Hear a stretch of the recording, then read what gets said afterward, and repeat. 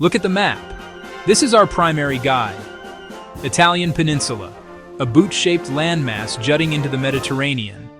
In its center, Rome, a burgeoning military and political power. Far across the sea, Carthage on North Africa's coast, Rome's rival. Note the vast distances and the sea that separates them. The year is 216 BC, the Second Punic War rages, a titanic struggle for dominance. It did not start in Italy. It began with an almost unbelievable march. Hannibal Barca left Spain. He crossed the Pyrenees. He moved through Gaul. He scaled the treacherous Alps. He brought a diverse force of soldiers. He brought war elephants. He descended into northern Italy like a storm. He crushed Rome at the Trebia. He crushed Rome at Lake Trasimene.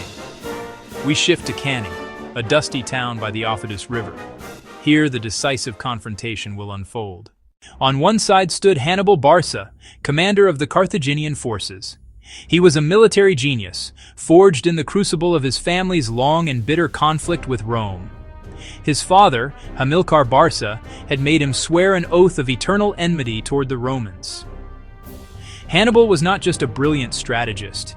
He was a master of psychology, able to understand his own men and his opponents. He had spent years studying Roman military doctrine and knew its strengths and weaknesses intimately. His goal at Cannae was not merely to win, but to achieve a battle of annihilation. A victory so complete that it would shatter Roman morale and dissolve their confederation of allies. Leading the Roman legions were two consuls, Gaius Terentius Varro, Lucius Aemilius Paulus. The Roman system dictated that command of the army alternated between the two consuls each day.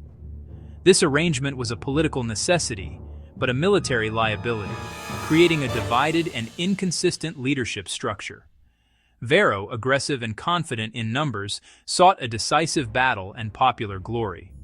Paulus, cautious and experienced, knew Hannibal excelled on open ground where Carthaginian cavalry held the advantage. He advised shadowing and attrition, the Fabian strategy. But on the day, command fell to Varro. The Roman army assembled at Cannae was one of the largest Rome had ever put into the field. Ancient sources place its strength at around 86,000 men. About 80,000 were heavy infantry, Roman and Italian allied troops, disciplined warriors with shield, short sword, and javelins. 6,000 cavalry guarded the flanks. Hannibal commanded roughly 50,000, a multinational coalition. Around 40,000 infantry, experienced Africans, Spanish swordsmen, and less reliable Gallic warriors. Outnumbered in infantry, he was superior in cavalry. About 10,000 horse, Spanish and Gallic cavalry on his left, Numidian light cavalry on his right. This arm was the key to his plan. The Romans relied on standardized legion excellence and a massive deep formation. Varro made the center even deeper and narrower, a human battering ram. Power gained, maneuver lost. Hannibal leaned on diversity, speed, surprise, and coordination. He would absorb the blow, yield before it, then envelop from all sides. A smaller army would outthink a larger one. Numbers versus tactics, Cannae would decide which mattered most. As the sun rose on the day of the battle, the two armies drew up their lines. The Romans, under Varro, formed a tight, deep rectangle for maximum forward pressure, cavalry on the wings. Roman cavalry on the right by the river, allied cavalry on the left. They were a coiled spring of manpower, confidence radiating from their ranks. Hannibal arranged a formation both unconventional and brilliant. His infantry formed a crescent, the center bulging forward. He placed his weaker Gauls and Spaniards at the fore, expecting them to yield. On the flanks, held back and refused wings, stood his elite African heavy infantry. Heavy Spanish and Gallic cavalry under Hasdrubal faced the Roman right. Numidians under Maharbal faced the allied left. Every unit had a specific role, the center as bait, the wings as the hammer. He counted on Roman doctrine and Varro's temperament, a straight-ahead charge into a killing zone. As the center gave way, the Romans would be drawn deeper into a pocket. Believing they were winning, they would march into a trap with no escape. The stage was set. The battle began with the clash of skirmishers, light troops from both sides throwing javelins, slinging stones to disrupt the enemy's main formation. Soon after, the main lines engaged as Hannibal had predicted. The massive Roman infantry formation surged forward. The legions, packed tightly together, advanced with a deafening roar, their primary objective to break the center of the Carthaginian line. They crashed into the forwardmost part of Hannibal's crescent, the line of Spanish warriors, the line of Gallic warriors. The impact was tremendous, a brutal, close-quarters struggle. The Roman soldiers pushed with their shields, stabbing with their short swords. Just as Hannibal had planned and instructed, his center did not break. A slow, deliberate, orderly retreat. A maneuver of incredible difficulty, giving ground under immense pressure without panic. To Romans in the fight, it appeared they were achieving their goal. Victory seemed imminent. As they pressed deeper, their formation narrowed and distorted. Soldiers funneled into a tight pocket. The flanks followed the center, cohesion and maneuver lost. A dense crowd pushing one way. While the infantry was drawn into the pocket, the decisive action unfolded on the wings. On Hannibal's left, Hasdrubal's heavy cavalry smashed into the weaker Roman horse by the river. The contest was short and brutal, the Romans broken and scattered. Discipline prevailed. Instead of pursuit, Hasdrubal swung wide around the Roman rear. Meanwhile, the Numidian light cavalry harassed the allied horse. Expert riders feinting, throwing javelins, pinning them. They prevented any aid to the Roman infantry. Hasdrubal's cavalry struck the allied horse from the rear as Numidians hit the front. Assailed fore and aft, they broke and fled, leaving the infantry exposed. Hasdrubal regrouped and charged straight into the Roman rear. The last avenue of escape sealed. Men pushing forward suddenly heard chaos erupting behind them. At the signal, the fresh African infantry on both flanks turned inward and advanced with precision.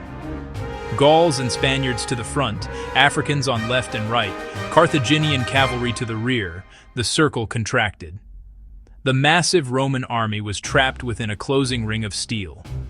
Cannae's jaws had shut. What followed was not a battle, but a methodical and horrific slaughter. Crushed into shrinking space, Romans lost the ability to fight. No room to cast a pilum or wield a gladius. Their great shields became a trap. There was nowhere to run and no room to fight.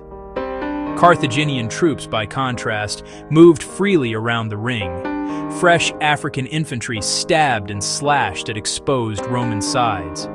Cavalry dismounted to add weight to the killing. At the front, Spaniards and Gauls struck back with renewed ferocity. The Roman command disintegrated. Consul Aemilius Paulus, hit by a slinger's stone, still tried to rally his men until he fell. Consul Varro escaped with a small band of cavalry. Many senior officers died fighting to the last.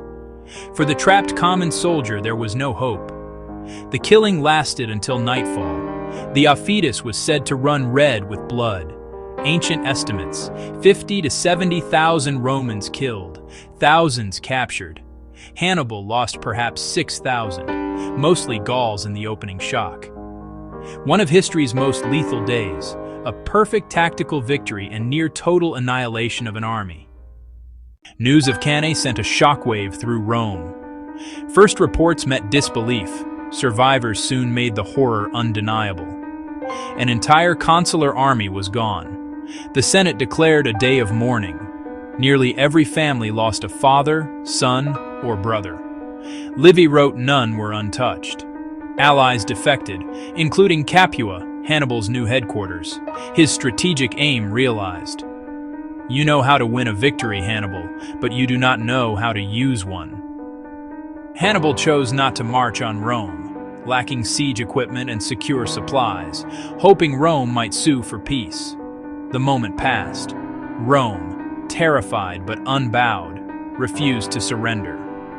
They lowered the enlistment age, armed slaves, and even freed prisoners to rebuild the legions. They embraced the Fabian strategy: avoid pitched battle, shadow Hannibal, harass foragers, strangle resources. Denied decisive engagements, Hannibal faced a war of attrition, a contest Rome was built to win. Rome's resilience, institutions, will, and manpower turned disaster into endurance. The Battle of Cannae stands as the timeless model of the perfect tactical victory, the gold standard for annihilation.